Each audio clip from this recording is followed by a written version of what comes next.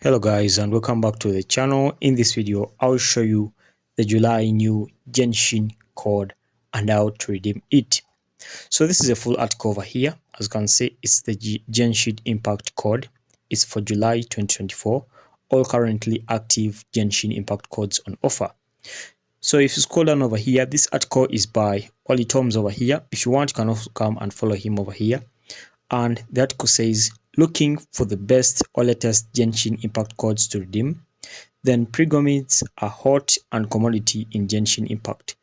And the best way to get these codes is by redeeming the Genshin impact codes. Okay, these codes are periodically released on social media by the developers of Mihoyi. Okay, and are among the easiest way to get free Primo games, okay, and moral characters AXP. So this means that you need to go on their social media of these people over here, or the developers of the Mihoyi game, okay, and on their social medias you'll find these codes over here. So guys, this means if you're playing these games, you need to follow them on their social medias handles. Okay, if you come over here, the first code is QIDD46418U6Q.